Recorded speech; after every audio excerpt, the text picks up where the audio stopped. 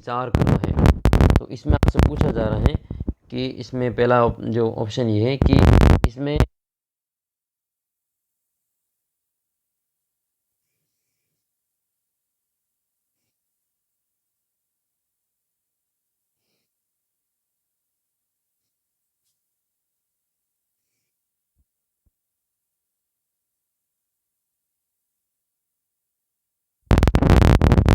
फिर आपकी question number ये 8 है कि मुख्यमंत्री आयुष्मान योजना माँ योजना के संबंध में निम्न कथनों पर विचार करना है। बजट 2025-26 के अंतर्गत इस योजना के क्रियान्वयन हेतु 3,500 करोड़ रुपए के माँ कोष का गठन किया गया।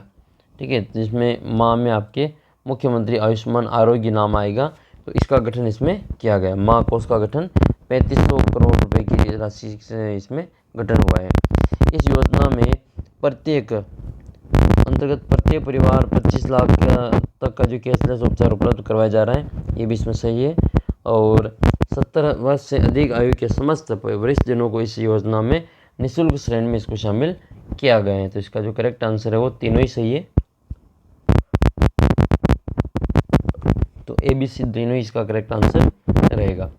9वां प्रश्न है कि 9 से 21 मार्च तक स्टार्टअप इनोवेशन उद्यमिता के माध्यम से सतत विकास के लिए थार पारिस्थितिकी तंत्र में परिवर्तन यानी कि THRIVE 2025 विषय पर पहले अंतर्राष्ट्रीय सम्मेलन का आयोजन कहाँ किया गया है? तो इसका उत्तर हो जाएगा आपके IIT जोधपुर। IIT जोधपुर में जो इसका आयोजन वहाँ पे किया गया था। अगले प्रश्न की ओर बढ़ते, क्वेश्चन नंबर आपका 10 है। ये क्वेश्चन नंबर 10 ये कहता है कि अंतर्राष्ट्रीय महिला दिवस के अवसर पर वुमन ऑफ जिंक अभियान, ये वुमन ऑफ जिंक अभियान किसके द्वारा शुरू किया गया था? तो ये आपके जो हिंदुस्तान जिंक लिमिटेड के द्वारा इसको शुरू किया गया था। अगला प्रश्न आपके है क्वेश्चन नंबर 11वां क्वेश्चन है कि देसी पशुओं के संरक्षण संवर्धन के लिए राज्य का पहला सेंटर ऑफ एक्सीलेंस, तो पहला centre of excellence indigenous farm कहाँ स्थापित किया गया था? तो ये आपके पाली में स्थापित किया गया है। एक अगला प्रश्न अब आपके साइकोलॉजी के हैं कि 25 वर्षीय लड़का जिसकी IQ 64 है, मासिक आयु आपके ज्ञात करनी है। तो इसमें आपके जो उत्तर हो जाएगा आपके 16 वर्ष हो जाएगा। देखो IQ ज्ञात करने का सूत्र होता है IQ बराबर MA/CA, MA/CA इंटू 100। तो इसमें हमें क्या दे रखा है? IQ दे रखा है 64 बराबर MA कितनी है, मेंटल एबिलिटी वो ज्ञात करनी है, मेंटल एज, तो ये MA हमें ज्ञात करनी है। और ये 64 और इसमें CA का मान कितना है? तो क्रोनोलॉजिकल एज जो एज है वो 25 वर्ष है, और इसका इंटू में आपके 100 आ जाएगा। तो हम इनको यहाँ पे काट देंगे, ये घटेगा एक बार, ये घटेगा 4 बार, तो 4 के पार से 64 को काटेंगे, तो 4 के पार से 64 16 बार कट जाएगा। तो ऑप्शन ए इसका सही उत्तर रहेगा। फिर आपकी नेक्स्ट क्वेश्चन इसमें यह है कि इनमें से जो कौन सा सृजनशील बालक की विशेषता नहीं है? क्वेश्चन नंबर 13 है, सृजनशील बालक की विशेषता नहीं है। विचारों की मौलिकता होती है, स्वायत्तता होती है, संवेदनशीलता होती है, लेकिन दूसरों के विचारों का अस्वीकार्यता ये सृजनशील बालक में नहीं होती। जिसका उत्तर आपके ये इसकी विशेषता नहीं है। तो ऑप्शन नंबर 4 इसका करेक्ट आंसर रहेगा। 14वां क्वेश्चन है कि बुद्धि मापन के लिए बुद्धि लब्धि शब्द का सबसे पहले प्रयोग किसने किया था? तो सबसे पहले जो प्रयोग करने वाले थे वो विलियम स्टर्न थे। तो स्टर्न इसका जो करेक्ट आंसर है वो रहेगा। किस भारतीय मनोवैज्ञानिक ने स्टैनफोर्ड बिना परीक्षण का भारतीय अनुशीलन तैयार किया गया था? तो ये थे आपके SK कुलश्रेष्ठ, SK कुलश्रेष्ठ। इसका उत्तर हो जाएगा आपके SK कुलश्रेष्ठ। 16वां प्रश्न है कि इनमें से कौन सी विशेषता एक सामयिक बुद्धि के व्यक्ति की नहीं है? तो सामयिक बुद्धि का व्यक्ति की विशेषता है नहीं है, वो आपको बतानी है। तो संवेगों को सही प्रकार से प्रमाणित प्रत्यक्षीकरण करने और अभिव्यक्त करने की योग्यता, बुद्धि के अनुसार विभेदीकरण की योग्यता, और अपने और दूसरों में संवेगों को समझना, और दूसरों के संवेगों और भावनाओं के उपयुक्त तरीके में विभेदीकरण करना। तो इसका उत्तर आपके ये अपनी बुद्धि के अनुसार विभेदीकरण की योग्यता ये आपके इसमें सामयिक बुद्धि की व्यक्ति में नहीं होगी। नेक्स्ट क्वेश्चन आपके क्वेश्चन नंबर 17, बुद्धि जटिल विचारों को समझने, पर्यावरण के साथ प्रभावी ढंग से समायोजन करने, अनुभव सीखने और विभिन्न तरह की तर्कना सम्मिलित होने और चिंतन द्वारा जो भाषाओं को दूर करने की क्षमता होती है। तो यह परिभाषा जो दी गई थी वो निसेर और उसके सहयोगियों ने दी थी। इसका उत्तर रहेगा आपके निसेर। अगला प्रश्न है कि गिलफोर्ड बुद्धि का जो सिद्धांत है उसमें कौन सा कारक नहीं है। तो संक्रिया है, विषय वस्तु है और उत्पाद है, लेकिन ये लाभ उसमें नहीं है। तो अपना जो आंसर नहीं वाला पूछा है तो नहीं वाला उत्तर क्या हो जाएगा, आपके लाभ आंसर हो जाएगा। अगला प्रश्न 19वां की बुद्धि किससे संबंधित है। जो कुछ सिद्धांतों में से निम्नलिखित सिद्धांतों में से कौन सा जो सिद्धांत है वो असंगत या असंगत नहीं है। तो इसमें आपके जो करेक्ट आंसर है वो आपके ये पास मॉडल हो जाएगा, जो कि गार्डनर का नहीं है। जेपी दास का है ये, तो ये आपको याद रखें। नेक्स्ट है फिर आपके विभिन्न वैज्ञानिकों ने बच्चों की बुद्धि लब्धि के आधार पर उनको भिन्न भिन्न श्रेणियाँ दी गई। नीचे इन श्रेणियों के आधार पर अनुक्रम दिए गए, इनका सही अनुक्रम का चयन करना है। तो सबसे पहले जड़ बुद्धि होगा, फिर मंद बुद्धि, श्रेष्ठ बुद्धि और प्रतिभाशाली। तो यही इसका जो करेक्ट आंसर है वो रहेगा। क्वेश्चन नंबर 21 ये है कि कौन सा है जो बुद्धि का व्यक्तिक अशाब्दिक परीक्षण नहीं है। तो इसमें जो अशाब्दिक परीक्षण नहीं है वो स्टैनफोर्ड बिने परीक्षण जो है वो आपका अशाब्दिक परीक्षण नहीं होगा। तो 21वें का जो करेक्ट आंसर है वो आपके स्टैनफोर्ड बिने इसका आंसर रहेगा। अगला प्रश्न आपका ये है कि इनमें से कौन सा द्विकारक सिद्धांत के संदर्भ में कारकों की विशेषता नहीं है। यह सार्वभौमिक जन्मजात क्षमता है, ये सीखे जाते हैं और इसलिए पर्यावरण में इन्हें अधिग्रहित किया गया जाता है। तो यही इसका जो दूसरा ऑप्शन है वो करेक्ट आंसर इसमें रहेगा। अगला प्रश्न आपका है कि हार्वर्ड गार्डनर ने प्रस्तावित किया है कि हार्वर्ड गार्डनर ने क्या प्रस्तावित किया है। तो हार्वर्ड गार्डनर ने प्रस्तावित किया गया कि बुद्धि में कई प्रकार की मानवीय क्षमताएं शामिल होती हैं। ऑप्शन जो चौथा है वो इसका करेक्ट आंसर रहेगा। कौन सा सामूहिक अशाब्दिक बुद्धि का जो परीक्षण है। तो सामूहिक और अशाब्दिक, तो आर्मी बीटा परीक्षण इसका जो करेक्ट आंसर है वो रहेगा, आर्मी बीटा परीक्षण। बुद्धि जीवन की नई समस्या और परिस्थितियों के प्रति सामान्य अभियोजनशीलता है। यह परिभाषा किसके द्वारा दी गई थी। स्टर्न के द्वारा दी गई परिभाषा है। बुद्धि के संबंध में कौन सा कथन सही नहीं है। तो बुद्धि लिंग भेद नहीं करती है, बुद्धि में परिमार्जन और परिवर्तन संभव है, बुद्धि केवल ज्ञान और स्मृति नहीं है, ये व्यवहार की गुणता से आंकी जाती है। तो 26 आंसर आपके ऑप्शन नंबर सेकंड हो जाएगा कि बुद्धि में परिमार्जन और परिवर्तन संभव है। तो ये संभव नहीं है, ये आपको याद रखना है। जेपी गिलफोर्ड की द्वारा जो प्रस्तावित बौद्धिक विशेषताओं की जो संक्रिया है विमा का भाग नहीं है। तो इसमें जो आपके ऑप्शन है वो सेकंड वाला जो है दृष्टि वाला, वो संक्रिया विमा का भाग नहीं है, बाकी मूल्यांकन, संज्ञान और स्मृति धारणा होता है। 28 नंबर क्वेश्चन में मिलान करना है। समूह कारक जो है वो आपके किसका है। समूह कारक आपके थ्रस्टन का हो जाएगा, समूह कारक थ्रस्टन का हो जाएगा। सैम्पलिंग जो है वो आपके, ठीक है, सैम्पलिंग किसका हो जाएगा, G.H. थॉमसन का।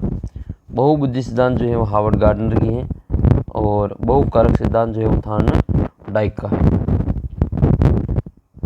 भाटिया बुद्धि परीक्षण का प्रयोग किस आयु वर्ग के बालकों के लिए करते हैं। तो भाटिया बुद्धि परीक्षण बहुत ही फेमस बुद्धि परीक्षण है जो किसके लिए की जाती है, ये 11 से 16 वर्ष के बच्चों के लिए की जाती है। संवेगात्मक बुद्धि का योग्यता मॉडल किसके द्वारा प्रस्तुत किया गया। तो इसका भी जो आंसर है, अच्छा इसका तो हो जाएगा भाटिया बुद्धि परीक्षण का तो 11 से 16 वर्ष, और योग्यता मॉडल का जो आंसर आपके स्लोवी और मेयर, ऑप्शन ए इसका करेक्ट आंसर रहेगा। 31वां प्रश्न है, इसमें आपके परिभाषा दे रखी है। वह बालक जिसका निष्पादन कम मानक स्तर के ऊपर या नीचे इस प्रकार विचलित करता है कि उनके अध्यापन हेतु विशेष शिक्षा की आवश्यकता पड़े, तो उन बालक को कौन सा बालक कहेंगे। तो उन बालक को जो बालक कहेंगे वो विशिष्ट बालक कहलाएगा। ऑप्शन नंबर 4 इसका करेक्ट आंसर रहेगा।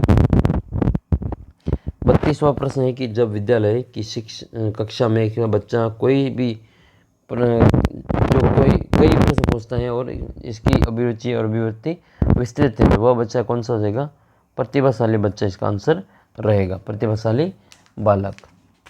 अगला प्रश्न है आपके क्वेश्चन नंबर 33। बाल अपराध का कारण नहीं है, तो बाल अपराध का कारण माता पिता संबंधी जो कारण है अनबन का, और वंशानुगत संबंधी कारण, परिवार के सदस्यों का सहानुभूतिपूर्ण व्यवहार, धार्मिक एवं यौन शिक्षा का महत्व। तो इसमें से कौन सा बाल अपराध का कारण नहीं है? तो इसका आंसर हो जाएगा आपके तीसरा, ये बाल अपराध का कारण नहीं है। ठीक है, परिवार के सदस्यों का सहानुभूतिपूर्ण व्यवहार इसका आंसर रहेगा। बाल अपराध के उपचार हेतु निरोधात्मक विधियों में सम्मिलित नहीं है, तो इसमें से कौन सी सम्मिलित नहीं है? तो पुनर्वास विधि है, उचित शिक्षा है, और अभिभावकों का स्नेह है, और इनमें से कोई नहीं। तो इसका आंसर आपके फर्स्ट ऑप्शन हो जाएगा, पुनर्वास विधि। अगला जो क्वेश्चन आपका ये है कि एक सृजनशील बालक में कौन से गुण की उपस्थिति तुलनात्मक रूप से कम होती है? तो अपसारी तो होता है, लेकिन ये कम होता है, अभिसारी ये ज़्यादा होता है। तो इसका जो करेक्ट आंसर आपके अपसारी उत्तर हो जाएगा। नेक्स्ट है फिर आपके मानसिक रूप से पिछले बालकों के लिए कौन सी व्यूह रचना कार्य करेगी?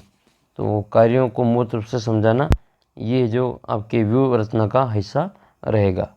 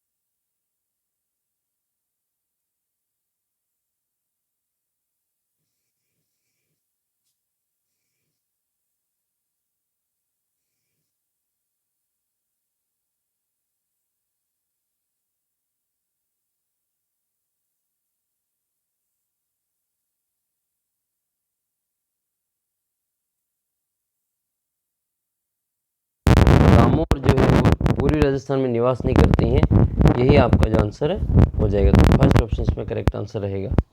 बाकी भील मीणा करीब करीब राज्य के सभी जिलों में निवास करते हैं। गरासिया सिरोही जिले के आबू रोड और पिंडवाड़ा तहसीलों तक सीमित है। सांसी भरतपुर के इलाके में रहती है, तो ये सभी सही है सिवाय एक को छोड़ के। तो पहला क्वेश्चन है डामोर वाला, जो पूरी राजस्थान में निवास नहीं करता है, ये छोड़ना है। अगला प्रश्न आपका ये है कि इसमें जो भील समुदाय में कौन सा सम्मिलित नहीं है, असम्मिलित, वो आपको बताना है। तो पालजी या गमेती पंचायत का मुखिया होता है। 8-10 घर मकानों का समूह, ये पाल नहीं होता है। तो ऑप्शन नंबर जो 43 है उसका जो सेकंड वाला है, पाल वाला, ये इसका करेक्ट आंसर रहेगा। दापा वधु मूल्य है और जाड़िया पुरुषों का सापा है। ठीक है, रंगीन पट्टी है। नेक्स्ट है कंजर जनजाति की आराध्य देवी चौथ माता है। कंजर जनजाति की आराध्य देवी चौथ माता है। और राजस्थान जनगणना 2011 के आधार पर राज्य में जनजातीय जनसंख्या, एक मिनट, जनजातीय जनसंख्या के संदर्भ में निम्न विचार करना है कि सर्वाधिक जनजातीय लिंगानुपात डूंगरपुर में दर्ज किया गया, सर्वाधिक जनजातीय जनसंख्या प्रतिशत में बांसवाड़ा में दर्ज है, और न्यूनतम जनजातीय जनसंख्या बीकानेर में दर्ज है। तो इसमें से जो ऑप्शन नंबर 3 है वो इसका करेक्ट आंसर हो जाएगा। ABC तीनों ही इसमें जो आपके सही आंसर होंगे। ऑप्शन 3 इसका करेक्ट आंसर रहेगा। 46वां क्वेश्चन आपके सामने कि कौन सा जिला राज्य 2011 की जनगणना के आधार पर कौन सा जिला राज्य की कुल जनसंख्या 1% से अधिक जनजातीय जनसंख्या अंश का जो हिस्सा वो रखता है। तो 46 का जो करेक्ट आंसर है वो आपको इसमें हो जाएगा झुंझुनू, इसका जो करेक्ट आंसर है वो रहेगा। नेक्स्ट है जनजातीय उप योजना में पूर्ण रूप से कौन शामिल, तो डूंगरपुर, बांसवाड़ा और प्रतापगढ़। अगला प्रश्न है कि राजस्थान में परिवर्तित क्षेत्र विकास कार्यक्रम माडा, तो ये जो है वो कहाँ कहाँ संचालित है, तो इसका उत्तर हो जाएगा आपके ये 18 जिलों की 44 लघु खंडों में विभक्त है। तो इसमें ए ऑप्शन का करेक्ट आंसर रहेगा। इनको फिर आपको जो घटते क्रम में लिखना है, ठीक है। जनजातियों को इनकी घटते क्रम में व्यवस्थित करना है जनजाति संख्या के आधार पे। तो सबसे ज़्यादा मीणा, भील, फिर ग्रासिया और सहरिया। क्वेश्चन नंबर 50 है इनमें से रीति रिवाज और संबंधित जनजाति में असम्मिलित बताना है। तो मोरनी मानना ये मीणा का है, कुकड़ी ये रीति रिवाज सांसी जनजाति से है, और हुरे ग्रासिया से है। तो इसका मतलब जो हाथी वेंडो है, हाथी वेंडो कंजर जनजाति से संबंधित नहीं है। ऑप्शन 3 इसका करेक्ट आंसर रहेगा। 51 नंबर क्वेश्चन है कि कौन सी जनजाति उदयपुर की कोटड़ा और जाडौल में निवास करती है। तो कोटड़ा और जाडौल में निवास करने वाली जो जनजाति है वो कथोड़ी है। कौन सी है ये, कथोड़ी।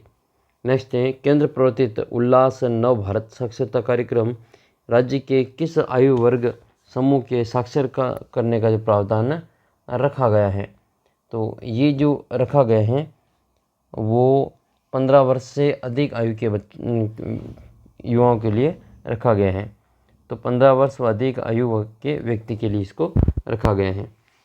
2011 की जनगणना के अनुसार 2001 से 11 तक कुल नगरीय जनसंख्या में कितनी प्रतिशत की वृद्धि हुई है। तो इसका आंसर हो जाएगा आपके 1.5%। 2011 के अनुसार है जो जनगणना के अनुसार राजस्थान में कार्य सहभागिता दर कितनी है। तो 43.6% इसकी आंसर रहेगा। नेक्स्ट है आपके 2011 की जनगणना के अनुसार निम्न कथनों पर विचार करना है कि राज्य की जनसंख्या का देश की जनसंख्या का 10.4% है, जो गलत है। ये तो हमारा क्षेत्रफल है देश का, जनसंख्या तो 5.67 है या 5.66 या फिर 5.67 है जो आपके भारत की जनसंख्या का कुल टोटल राजस्थान में निवास करती हैं। तो ये तो आपके गलत हो जाएगा पहला, तो इसका मतलब, और राजस्थान की जो जनसंख्या है वो विश्व की कुल जनसंख्या का लगभग 1% है, ये बिल्कुल सत्य है। तो केवल बी सही है, ये वाला गलत है। तो केवल बी सत्य है। 56 नंबर क्वेश्चन है 2011 के जनगणना के आधार पर राजस्थान में सर्वाधिक और न्यूनतम कार्यशील जनसंख्या वाले जिले। तो सर्वाधिक कार्यशील जनसंख्या प्रतापगढ़ की है और सबसे कम जो है वो आपके जयपुर की है। अगला प्रश्न है कि राजस्थान में आर्थिक समीक्षा 2024-25 के अनुसार वर्ष 2016 से 20 में जन्म के समय जीवन प्रत्याशा कितनी थी। तो जीवन प्रत्याशा पूछी गई तो ये आपके 69.4 वर्ष इसका आंसर रहेगा।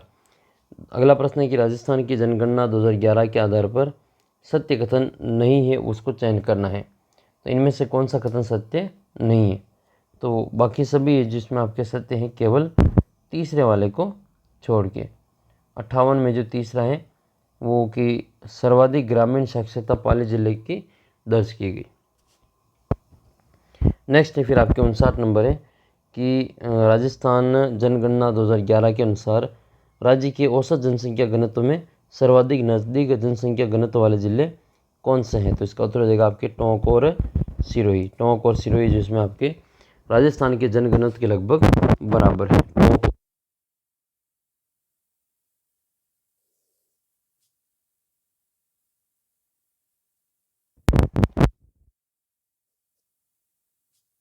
पुल्लिंग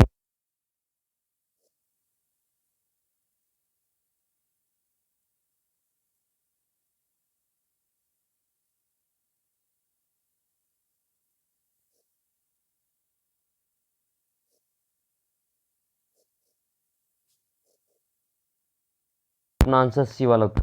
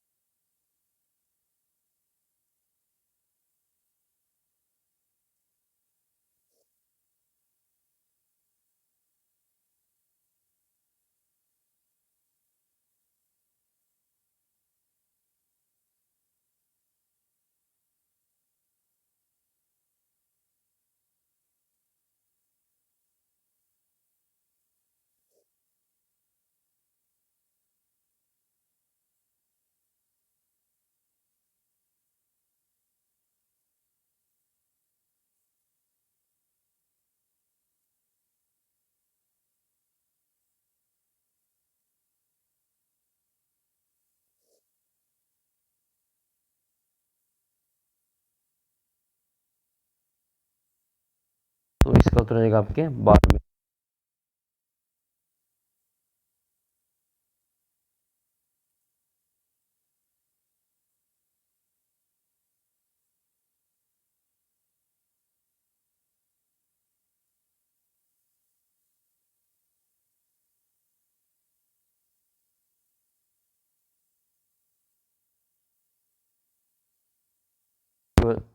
जनसंख्या प्रतिशत रखता है, तो इसका जो आंसर आपके अजमेर हो जाएगा।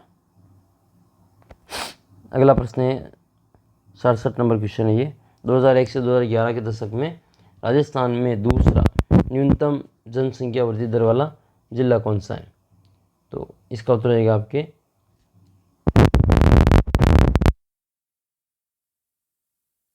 रहे।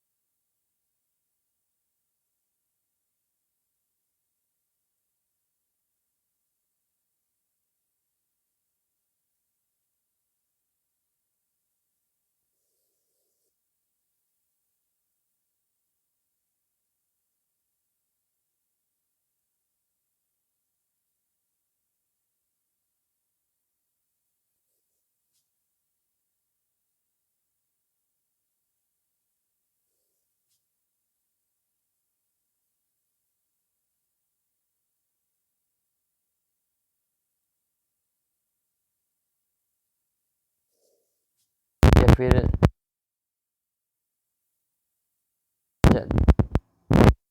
ऐसे परिवार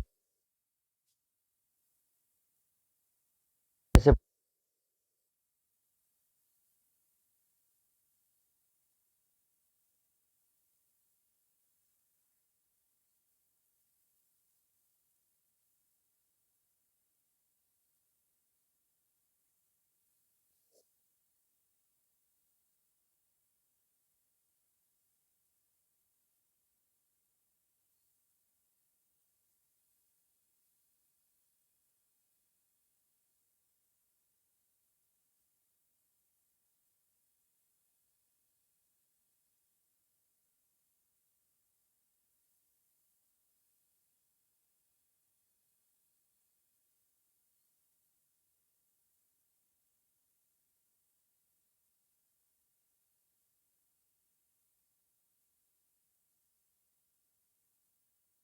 विभाग हैं वो समाज कल्याण विभाग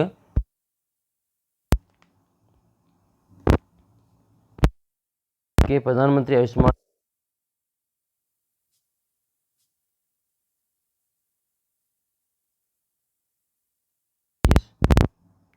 नेक्स्ट क्वेश्चन की ओर बढ़ते क्वेश्चन नंबर 78 78 नंबर क्वेश्चन है मातृभूमि से कर्मभूमि कर्मभूमि से मातृभूमि अभियान में किस जिले में संचालित नहीं है।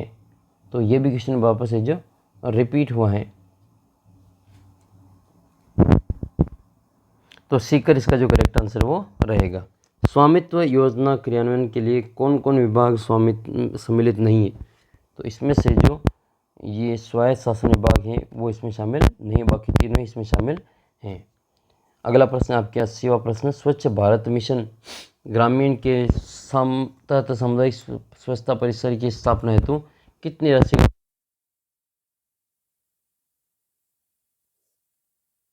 नेक्स्ट है फिर आप 2023-24 में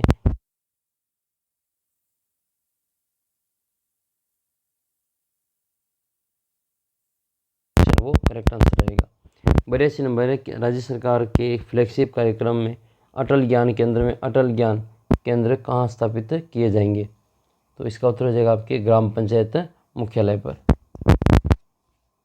नेक्स्ट है फिर आपके ये क्वेश्चन नंबर 83, प्रधानमंत्री ग्राम सड़क योजना 2001 की जनगणना के आधार पर मरुस्थलीय क्षेत्र कितनी आबादी या इससे अधिक आबादी वाले में संपर्क विहीन पात्र बनावटी बसावटों को सड़कों से जोड़ना है। तो इसका उत्तर हो जाएगा आपके 83 का जो 250 आंसर है वो इसका करेक्ट आंसर रहेगा। प्रधानमंत्री आवास योजना का विज़न क्या है।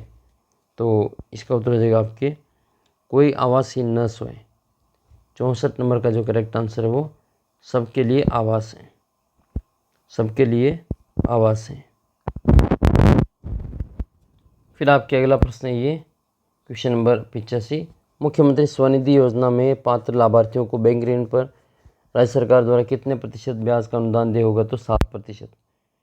पीएम विश्वकर्मा योजना में कौन सा ट्रेड सम्मिलित नहीं है। तो प्लम्बर शामिल नहीं है, बाकी नाई दर्जी और धोबी इसमें शामिल रहेंगे। नेक्स्ट है जल जीवन मिशन के संदर्भ में सत्य कथन असत्य कथन पूछा है। शुभारंभ 15 अगस्त 2021 को किया गया जल जीवन मिशन को, और इसमें योजना की अवधि 2028 तक है। केंद्र और राज्य का जो इसमें हिस्सा है वो 50-50 है, और इसका उद्देश्य ग्रामीण परिवारों में के कार्यात्मक घरेलू नल कनेक्शन उपलब्ध करवाना। 88 नंबर क्वेश्चन आपको अमृत AMRUT अमृत का आपको पूरा नाम बताना है।